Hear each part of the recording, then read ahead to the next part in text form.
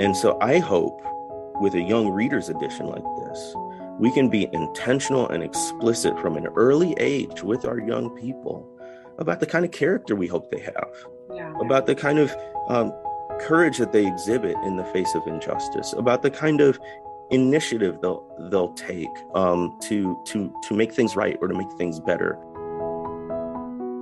Hi friends, I'm Amy Julia Becker, and this is Love is Stronger Than Fear, a podcast about pursuing hope and healing in the midst of personal pain and social division. So I have to tell you, I love all of my guests who come on this show, tend to end the conversation and feel like we've been friends forever, but Dr. Jemar Tisby is really high up on my list of favorite people ever who have been on this podcast, and I'm really excited that you get to hear our conversation today. I'm also excited to tell you that you have a chance to win a copy of his new book, which is what we're talking about today. So check out the show notes and my social media accounts, and you can get the details of how to enter to win that. I also just want to mention, so I always record these conversations through Zoom, and that way I can see and feel like I'm making eye contact with whoever I'm talking to. And I really wish that you had a chance to see Jemar as well, because he just exudes warmth and grace, which you will probably have a sense of just from hearing his words. But I wish you could see him in person. Anyway, today we get to talk about faith and race and justice. Jemar is going to share with us his own journey, and we're also going to talk about equipping our children to become who God has created them to be. It's a beautiful conversation, and I'm so glad you're here. So I'm so grateful to be here today with my guest, Dr. Jemar Tisby. Jemar, welcome. It's good to be back. I was so looking forward to this conversation. Thank you for having me. Well, and I do just want to note that the word doctor I did not use to introduce you when we talked, I don't know, a year ago or something. So congratulations on Thank you. Yeah. completing a PhD in history. Am I right about that? That's correct. That's correct. Okay. Just still a couple of months old from defending the dissertation. And people say Dr. Tisby, and I'm like, who are you talking to? What? Wait, still getting used to it. Yeah, well, it's a huge accomplishment, and it's an accomplishment that has happened in service of many other people. So thank you for that, because as we'll talk about a little bit today, the work you've done to understand history is incredibly important in the work that you also are bringing, not to academia, but into the public sphere, and particularly to the church. So we'll get to that in a second. Let me explain for our listeners that we talked last on the podcast, I think in early 2021, which is when your book, How to Fight Racism, had just released. Am I right about that timing? That's right. Okay. That's and right. You've now got a new book also called How to Fight Racism, and yet we're here to talk about it because this is the Young Readers edition. So I would love for any listener who didn't hear our conversation last time, for you just to give kind of an introduction to the work that you're doing in both of these books, but also why a Young Readers edition about, and why that coming out now. Yes. So my first book, The Color of Compromise, sort of diagnoses the problem. It lays out how we got to where we are, racially speaking, especially in relation to the church and Christianity. Mm-hmm. And so that's a historical survey of American church's complicity in racism. And then you get to the end, and I do have a chapter in that book on what to do about racism, but I had always wanted to expand on that, always wanted to address that more fulsomely. And so the second book, How to Fight Racism, I say it prioritizes the practical. So this is a book that answers that question. What do we do?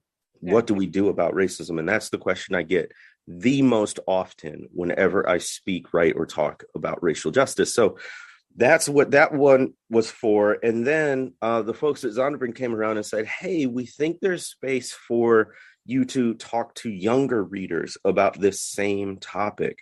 So How to Fight Racism, the Young Readers edition, is geared toward young people ages 8 to 12, around that 4th to 6th grade range, takes much of the themes and concepts from the adult version, puts it in a way that I hope is more accessible to young people, and adds some other elements too that I think are going to help pedagogically for adults who really want to walk through this, have discussions, and take action along with the young people in their lives. Yeah, that's such a great summary of what, as someone who's read all three books now in that order, I think you've succeeded in what you were trying to do, because there are, on the one hand, it is a lot of the same, I guess, information or maybe action, and yet it really does feel like, oh yeah, that's a way I could tell the story to my son or daughter, or really not even just to them, but with them, talk about these things with them. And again, we'll get back to some of that. I did want to just put a little plug in for The Color of Compromise, because that's the first book, which you just mentioned, has, I think, been a transformative book for many, particularly for white Christians in America. It was timely in terms of what the church in America has been encountering and confronting in recent years.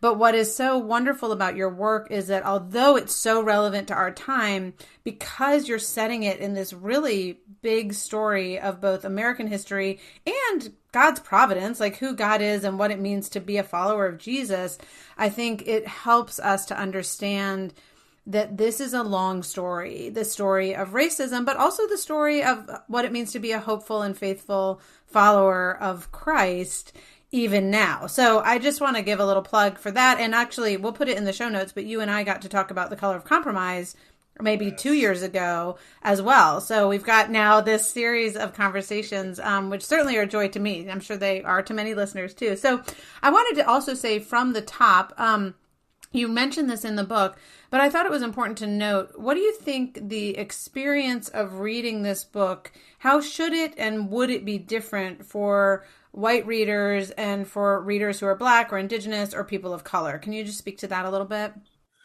Sure. It's always a little tricky writing these books, right? You know, as an author, you constantly sort of want to foreground the audience so that you get the right voice, you cover the right topics, you answer the right questions. I'm very well aware that readers of these kinds of books, and my books in particular, are white folks and Black folks and other people of color. And there's sort of different, there's similar information, but there's differences too. So if you're a white reader coming to this book, How to Fight Racism, the Young Readers Edition, or even the adult version, a lot of, I mean, it's a difficult pill to swallow, but a lot of the responsibility falls on white people because we're in a system that benefits them. Mm-hmm. Right. So there's a lot of responsibility to do something about an unjust system where the injustice is what you benefit from, which, you know, in various different ways. And for Black people and people of color, we didn't create the problem, but we're saddled with it. Right. And so we still have to do something about it, but there's also an element of survival and self-care in there. So it's this very nuanced way of approaching it. It's very difficult to kind of communicate that in a single volume to these broad audiences. Mm-hmm. So hopefully that gets a little bit at what you were saying, but if not, feel free to follow up and we can dive deeper into it. Yeah, no, I think absolutely. I think it's important to just recognize that who we are as a reader is going to affect what the purpose of this book might be. And I think you do a good job of essentially, I think you're actually quite pastoral to everybody throughout. This is not a guilt and shame and you got to go make a difference or you're a bad person type of book. And I want to talk a little bit later about the energy and hopefulness that you bring to what is also a really hard set of truths in this book. But I think there's also, it's really interesting to hear you talking about like the white person's responsibility.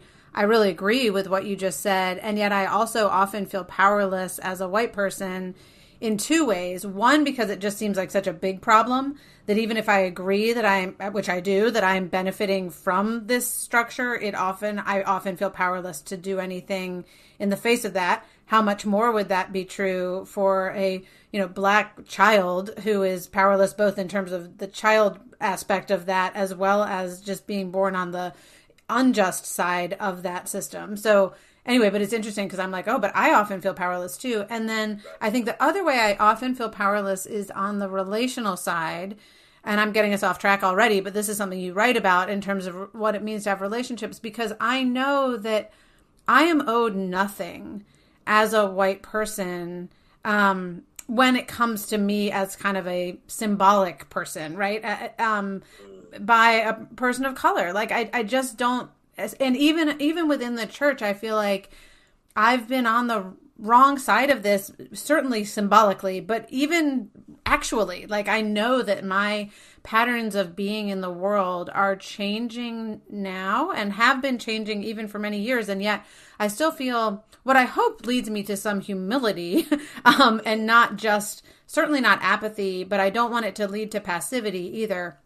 But I guess my point is just that I think there are different types of powerlessness, and it's important for white people to recognize, I think that sense of humility is good. The sense of like needing to lament and not quite know what to do is good. And yet we do also have an opportunity to respond, and resources like this book are a part of that. I mean, that's the core of it, right? So in many ways, it's about realizing that we have power, but we've been disempowered by choices, individual systems that have taken our power from us. But what I hope that young readers get from this, beyond the specific and practical action steps one can take, I hope young readers get the sense that they have agency, that they do have the power, not unlimited power, not unblockable power, but they do have the ability to influence the environment around them. So basically, if they see something is wrong, unjust, unfair, they can do something about it, whether in ways big or small, whether that's having a conversation, writing a letter, organizing fellow classmates or younger folks, going to adults. There's a lot of different ways one can take action, but if folks only take away one thing from the book, it's that you do have power, you do have agency, and you can change things no matter how young you are, no matter how big the problem is. And hopefully this book that's talking about the practical aspect sort of takes this gigantic problem of racism and white supremacy, breaks it down just a little bit so that we can take one action, one step, and get started and get going that way.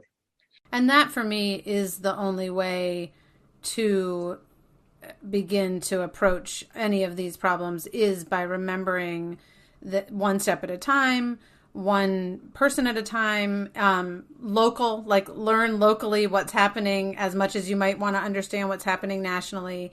And again, I think you do a great job of laying all those things out. I think some of that, though, for me also is a recognition I can come at this a little bit differently. Racism is a concern in our culture that is a concern within the church, and a concern that many, many people share who are not Christians. And yet one of the things for me as a Christian is a sense of, if God is actually Lord and I am serving him in the world, then I really do have one small part to play. And I need to play that part, but I also get to not worry about the rest of it. Like, that's not my job. And so that's actually freeing as a Christian, is not to be like, oh, I'm off the hook, I don't have to do anything, but more like, no, I've been given a responsibility. What is that? What is my small piece of this? And let me participate in that. And so I just wanted to have you speak to the idea in this book, and in all your books, you have written pretty explicitly from a Christian perspective. And I'm wondering, because this is obviously applicable outside of a Christian sphere, and there are many people who care about it, and yet you've also been really intentional in writing to fellow Christians from a Christian perspective. Can you just talk about that decision and why you've taken that position? It's such a big part of my life. I haven't figured out how not to write with God. I'm with you on that. I know. It's like, I can't understand this stuff apart from my faith in many ways. But with the racial justice stuff in particular, I mean, at a very basic level, huge swaths of the Christian church in the United States have been such a big part of the problem that they have to be part of the solution. And it's actually quite frustrating to me to look in the public sphere and see, for instance, people talking about critical race theory or opposition to teaching racial history, like through the 1619 Project or what have you, and not understand the religious elements that go into that, because we saw the same kind of resistance and these same kinds of dynamics within our churches long before it hit sort of the national headlines. And we simply cannot understand race without understanding religion, and in particular Christianity. So that's one factor. Another is, I think, the why. It's the why, right? Like, why do we pursue racial justice? Why do we think this is important? And for me, it goes back to the transcendental truths that God has laid out, from the Imago Dei to love of God and love of neighbor to ideas of justice. Like, that for me is formed and shaped by the word of God. And what I try to do in the books, and the young readers edition actually is, I'm hoping actually has a little bit broader appeal to it than even the adult version. But what I try to do is not sort of proselytize in the book, like, hey, be a Christian. The water's great, you know. It's more like, you know, these are the undergirding principles that shape my outlook and perspective on racial justice. Hopefully, in reading about it, you get a picture of a different kind of Christianity, perhaps, than makes the headlines. A different kind of Christianity that you hear about in politics or on the news. And it is, I think, you know, it's the kind of Christianity that looks like Christ, in the sense of is promoting dignity and equity and justice, and it's applied to a particular area of race. But you know, it's also, the last thing I'll say on this, it's also the kind of the way I'm thinking about Christianity and the Bible in these books, I think is highly approachable for any principled person, whether they're a Christian or not. So if you are a Jewish person, a lot of this stuff is coming from the Torah, the Old Testament. You know, it's going to be very familiar. It's broad concepts like love and justice and care and respect. So I think that's approachable to anybody who cares about other human beings and their well-being. So hopefully it's not a hurdle for folks to get past, and hopefully it's actually even attractive if they dig into it. Yeah, I think all of those things are true. I also think you have a particular voice because of your own particular love for God that enables it's a big piece of the American situation to say the church needs to reckon with this. And you are able to have a voice within that, that, you know, a person of faith would not necessarily be able to have that same voice, which actually brings me, I wondered, so one of the things I really appreciate about your work, you're trained as a historian, as we've already mentioned here, and you've got all this academic heft, but you've also got a personal faith and a personal story, and you bring those together in these books. I've gotten to hear some of that from both listening to you on Pass the Mic and also in reading these books, but I wondered if you could tell us a little bit just about your own experience of Christianity, you know, from kind of whatever you would call in terms of childhood experiences, but also as an adult, because I think that has shifted over time and it's related to this work around race and justice. So could you give us some of your own just story, not just of personal faith, but of Christianity as a, you know, young man and who's growing up in this country and trying to put the pieces together about God and our country. Thank you. I mean, as you know, when we write, so much of it is autobiographical and connected to our personal stories. So, I mean, for me, all of these books, Color of Compromise, How to Fight Racism, and the Young Readers Edition, they're sort of acts of survival. You know, these are the books that if we put them into practice and understand the content would make life easier for folks like me, also my family and my son and all those kinds of things. So I didn't grow up Christian, and when I became Christian in high school, it was through white evangelical circles. And so this issue of sort of race and religion was always on my radar because it was my lived experience. And through different experiences, got deeper into something called Reformed theology, which is even more white, if you can imagine, and had all these experiences at churches, at congregations of not intentional exclusion, but all these signals that I was different, whether it was the music, the illustrations in a sermon, the demographic composition of a congregation, the physical location of a church, in a particular area, right? All of those cues I'm picking up. And then just to fast forward, a lot of this stuff comes to a head beginning around 2014, 2015, first with Black Lives Matter. And it seems like a lifetime ago now, but for a good year or two, there was an onslaught of cell phone videos of different unarmed Black people getting killed, usually by law enforcement in various situations. And every time that came out, there would be this huge national conversation about race, policing, justice. And I remember just how bracing it was to see how white Christians responded to that. All lives matter and blue lives matter. And why are you talking about this? And I remember, I think it was probably 2017, maybe 2016, I was invited to do a talk called The Heart Cry of Black Lives Matter. And they gave me the title and the subject. But I remember being so nervous preparing for that talk because I knew how controversial it was. And I wanted to anticipate every argument and every pushback. And we were on family vacation. I brought an extra suitcase full of books just to prepare for it. It was nerve-wracking. And that just is like the environment. And that's just one thing. So then in June 2015, we get Trump, who comes down the escalator of his own hotel talking about some Mexican immigrants being rapists. And, we looked at November 2016, the election, but for a year and a half leading up to that, we're watching this like slow train wreck happening in the electoral process of this man who at first we were like, no way. He's like, wait a minute. And like, no way.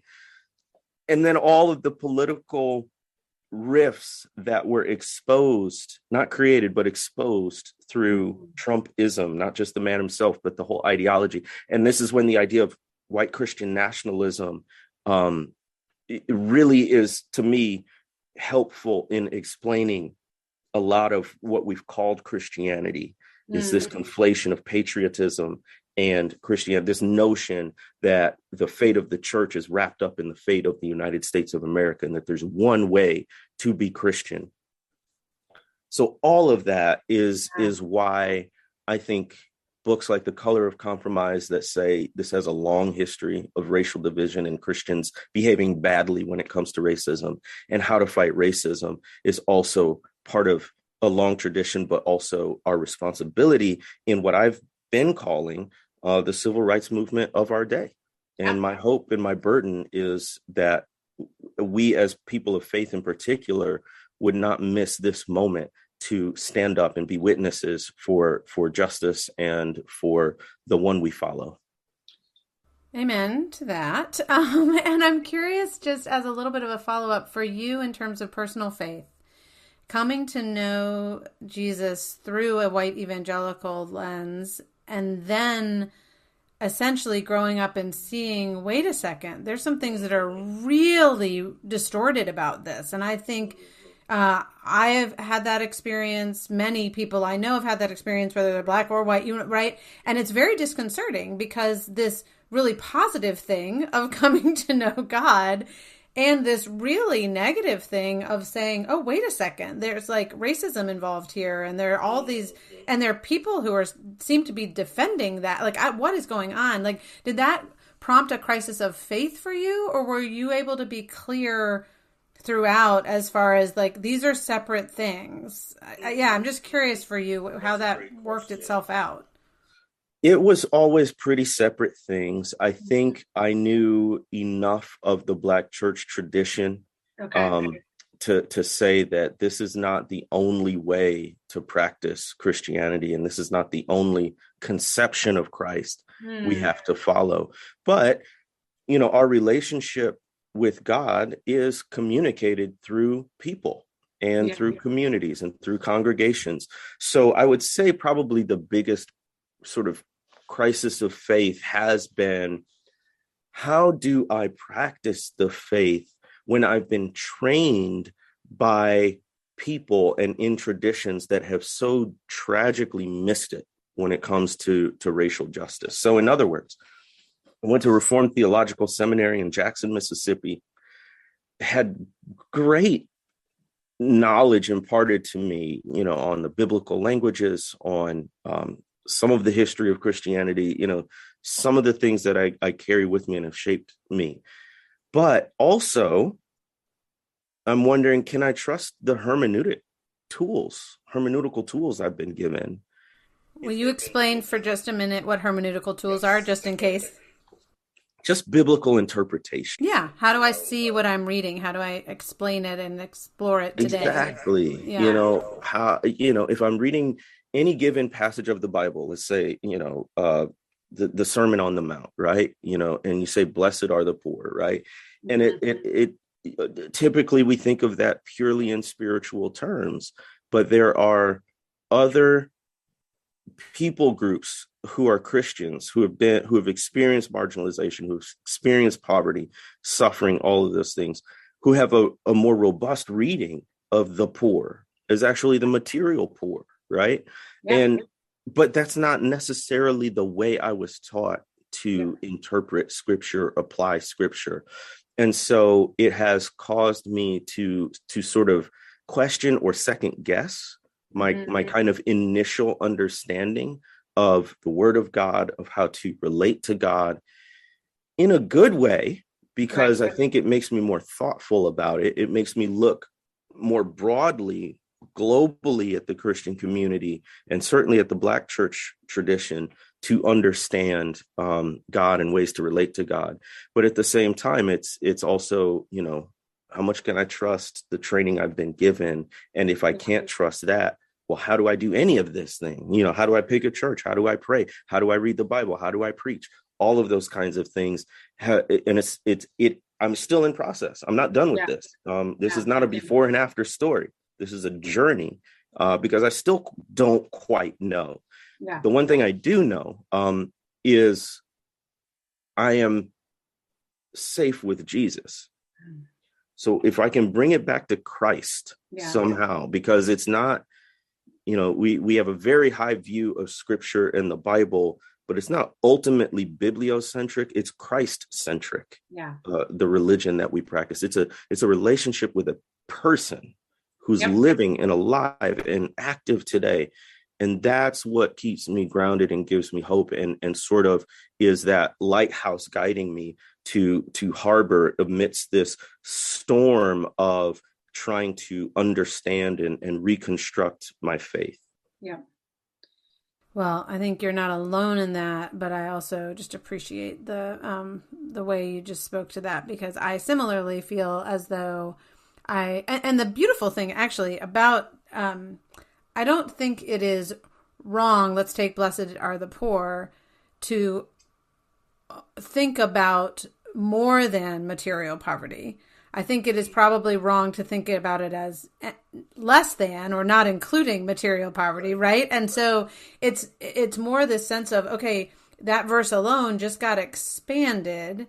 And for me, as someone who has not experienced material poverty, to actually say, I don't know how to understand this unless I'm in relationship with someone who is a fellow brother or sister in Christ, and can speak to this. And yet I do have experiences in which I have felt stripped down and like I have nothing to give. And so, there's just a richness, I think, that can come from seeing that there are greater depths and that there's a greater materiality actually to our faith than we might have been taught. But it doesn't take away from the fact that our faith is also something that is spiritual and transcendent and eternal. It's just that it's also earthy and personal and real for real people. I mean, that's such a critical point that you bring up, that it's not necessarily saying that everything we've learned was bad. It's just saying there's more to it. Yeah. And there's even with a seminary education, there were, like I said, there were great things that I gleaned from it, from professors who have literally spent decades studying the Bible and the faith.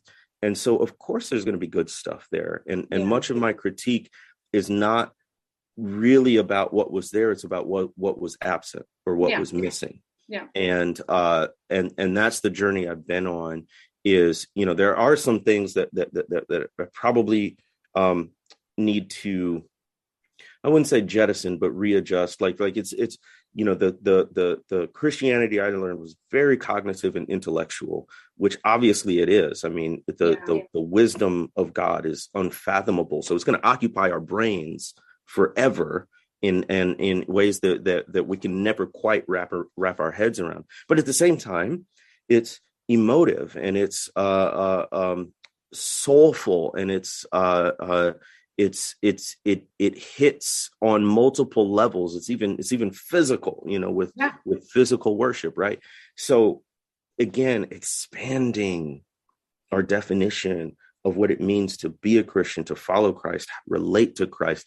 That's the journey I've been on. That's the journey of these books, is to say we can and absolutely should include ideas of racial justice in what it means to follow after Christ.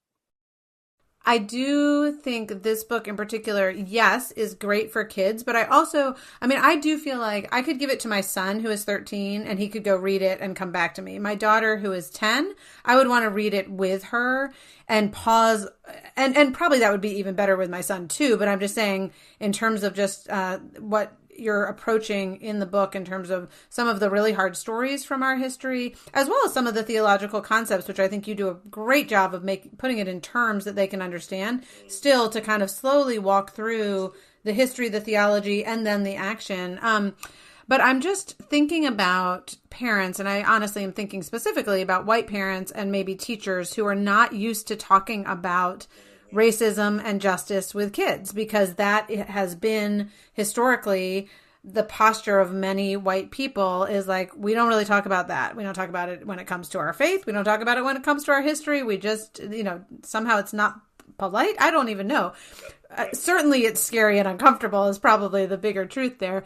So I'm just wondering if you have advice for parents and teachers who aren't used to talking about these topics on how to approach it, in a way that allows people to enter in gently. I love that. That's a critical principle to talk through. So we'll start with what you mentioned. The absolute worst thing to do is not to talk about it and pretend like it's not going to affect your young people, right? So we have to begin with the assumption that young people are already learning about race, and it's just, what are they learning and from whom? It's almost like sex, as awkward as that is, right?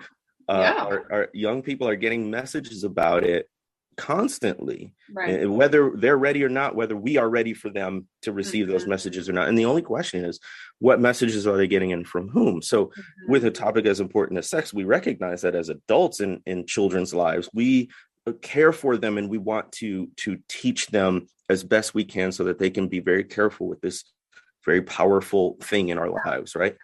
It's the same with race, in a sense that it's this huge, powerful force, and we would, as people who care for children, want them to learn it from the people who have their best interests in mind, which then makes it incumbent upon us to equip ourselves as best we can.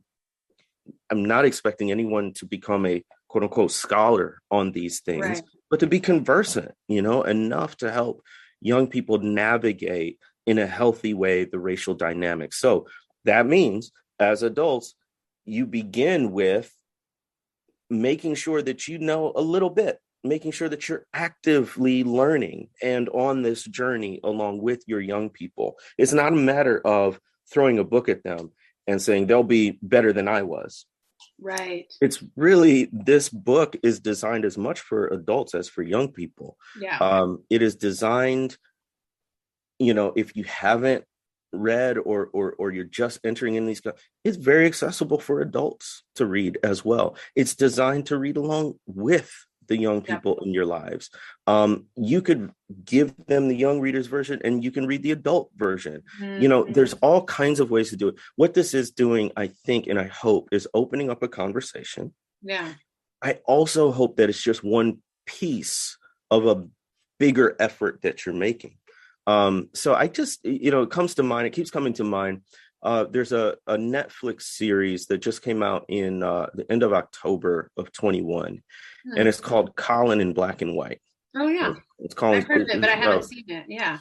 So it's about Colin Kaepernick in high school and sort of the identity challenges he's facing as a adopted Black biracial kid of white parents. And artistically, it takes a little getting used to. Like, there's Colin Kaepernick, the adult guy, giving some narrative and commentary. It's interspersed with some other sort of video documentary style, and it's sort of a sitcom-y thing in terms of it has humor and whatnot. So artistically, it's very different than probably what folks are used to. The reason I mention it, I think it is super helpful for white parents to get an idea what Black teenagers go through, and B, enter into a conversation with their own kids. Cool. So, and then alongside something like that, what they're learning at school, activities they're involved in, you have a book like How to Fight Racism, Young Readers Edition. Yeah. And it's part of a bigger process of helping our kids figure out this thing called race and what to do about it. Well, that's what I was going to say, because in some ways, as I'm asking my question, I'm answering it, which is what we need for parents and teachers who aren't used to talking about these topics. They need the awareness that they want to change something, right? Like, okay, I do want to talk about this, and B, okay, that probably means I'm going to have to do some learning on my own. But to your point, there are guides out there, and this is one of them. I mean, it really is. It's broken up into short segments. It has stories from your own life. It has stories from the past. It has questions to discuss at the end of the chapters. It has biblical passages and or references that help put this in the context of more than just, our contemporary moment or even our history. And yet all of that together, I think, would help any parent or teacher say, oh, okay, this is my map. Like, I can start here and we can kind of move through this together. So even as I'm asking the question, I'm like, you gave it. You gave it to us. I'm so glad you mentioned that. Let me just say a quick word about the structure and how this book is different from the adult book. Oh, yeah. I actually think it's in some ways, this is the young readers version is a better written book than the adult version. Well, second time's the charm. I don't know. Because we took, I had a co-writer on this who helped me adapt it, Josh Mosey, who has extensive experience writing for younger audiences. And so he was a great advisor on this. We took such care to try to make concepts accessible. So there's a glossary in there, and it talks about things like anti-Black police brutality, white privilege, the Black Power movement, all of those kinds of things that, an 8-10-year-old wouldn't have a context for yet, but just like they're used to in their textbooks or something, they can flip to the back and get a quick definition. We incorporated a lot more stories and a lot more narrative element in the Young Readers Edition, knowing that abstract concepts are a lot harder for younger folks to grasp, hard for adults to grasp too, but by conveying it through stories. And I'm super excited about the stories I was able to tell about my own youth. It was a fun trip down memory lane to try to put myself back in, 4th, 5th, 6th grade and talk about my experiences of race and racism. So one of the stories in the introduction is just about one of my early experiences of racial inequality, going to a working class, blue collar Catholic school, right, and being on the basketball team and traveling to other Catholic schools. And we went to this really affluent, way predominantly white school, and walking into their gym and seeing these brand new. It was a rubber floor. I didn't know rubber floors existed at this point. And their beautiful logos on the wall. It was brightly lit. It was huge. They had stands. And we, meanwhile, had this old wood gym floor that had all these dents and divots in it. You could never predict where the ball was going to come up, And so being able to incorporate those stories, I hope, is really relatable. Yeah. And we shortened the chapters. So it's really digestible. So you could read, 2 or 3 chapters in a sitting, and that gives you a sense of momentum, especially as a young person, that you're plowing through these chapters, and it's little bite-sized chunks. The other thing we did was we incorporated a good bit of history into it. So it sort of combines the color of compromise and how to fight racism, because so much of what we want to get to in terms of the practical aspect relies on some understanding of the past and how we got in the predicament that we're in. So and then in the back there's a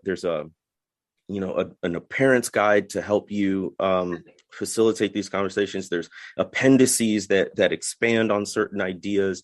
It's all geared and tailored toward younger people. So there's a lot of things about peer situations and school situations and peer pressure and all of that. So I'm just really excited about the very intentional moves we made to make sure that this is accessible to young people. And I hope it works. Well, I hope so too. And I will say my son looked at it and he's like, well, it's a good cover. so that's good. So I have like one more question for you. With a little preamble. Obviously, this is an intense topic, right? These are challenging, hard. We've already talked about how it's easy to feel powerless or to feel like despair. I often just look at the news or, things that kind of seem to keep happening.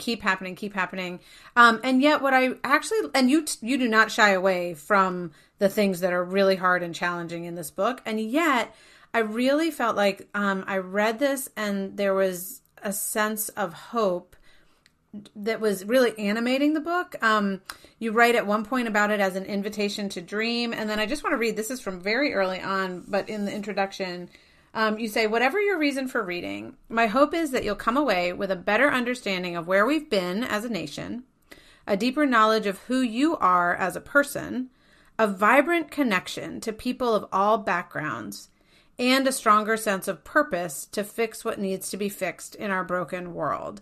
So I just loved the honest and hopeful spirit to what you see coming out of an intentional reading of this book. And I just thought at the end, like maybe we could ask you to just share a little bit about, what is your hope for putting this book out into the world? I've read the summary of that, but to give you a chance to expand on that a little bit. The more I do this sort of racial justice advocacy work, the more persuaded I am that God is concerned not just about how we change the world outside of us, but how this work changes us. And so what really gives me hope is not, did this law get passed? Did this official get elected? It's who we become in the process of doing the right thing. Wow. There is value in doing the right thing just because it's the right thing. Yeah. And this is where one of my historical heroes, Fannie Lou Hamer, comes into play. I mean, at the end of her life, she didn't have much to show for her effort. She was in an all-Black hospital as one of the few places, that would, for sure accept and take care of her, but it was didn't have the latest equipment or the best resources. She was basically still poor because when she went around speaking, she was fundraising for humanitarian efforts, not for herself. She was basically alone. She had a lot of people who supported her around the country, but she never left the Mississippi Delta and nobody moves here. So it, in a way, if you're looking purely at external, she had run for office 3 times and been, handily defeated. She never really had a realistic chance, but did it for almost the symbolism and to make a statement, right? So if you look purely at like what she achieved or accomplished, you would say, well, I'm not sure she was that effective. But the reason why we're talking about her, 40, 50 years later, is because of the kind of person she was, not just what she accomplished. She was incredibly courageous. She was outspoken about her faith. She wasn't just about civil rights. She was about human rights. She was interracial in her understanding of justice and all of this stuff. And I just think there's something to that hopefully we do change some systems and laws and policies. Hopefully we make life better for ourselves and our neighbors. But at the same time, it's not just about what we've done, it's about who we've become. And so I hope with a young readers edition like this, we can be intentional and explicit from an early age with our young people about the kind of character we hope they have, about the kind of courage that they exhibit in the face of injustice, about the kind of initiative they'll take to make things right or to make things better. And I was a educator in my first career. I was a sixth grade teacher and a middle school principal. And I still live in the same town where I first began teaching almost 20 years ago. Oh, wow. And it's so interesting because I'll run into my former students who I barely recognize now because they're fully grown adults, but they remember me, Mr. Tisby. And they'll say hello, and they'll be working at the gas station or at Walmart, or one's a truck driver, one's a pharmacist who gave me my vaccine injections, which was amazing. She was in my first class and she gave me both my vaccine injections. Oh, wow. But what I've come to understand is I was teaching social studies and science. They probably don't remember a lick of what I taught.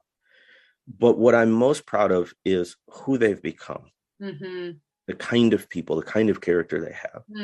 And that's what I think is so important about this racial justice work. We may or may not be successful in the specific goals we want to achieve, but the effort is making us into people who bring light and healing in the world. And that's what I hope. I love that so much. We're going to end on exactly that note, bringing light and healing into the world, not just for us, but our kids being equipped and to do the same, not only for the world, but also because when we bring light and healing into our own lives, well, that's a good thing for us too. So thank you for your time. Thank you for the work you're doing. I can't wait to let people know about this book and hopefully have lots and lots and lots of them start reading it. Thank you. Thank you so much. Thanks so much for listening to Love is Stronger Than Fear. And do remember to head over to any of my social media accounts, Instagram, Twitter, Facebook, and you can enter for your chance to win a copy of the Young Readers edition of How to Fight Racism. I'm always going to ask you to please share this episode with friends, subscribe to this podcast, and give it a quick rating or review wherever you find your podcast. That way more people can benefit from these conversations. I'm also always going to say thank you to Jake Hansen for editing the podcast and to Amber Beery for doing everything else related to my life on the internet. So thankful for them. Finally, as you go into your day today, I hope you will carry with you the peace that comes from believing that love is stronger than fear.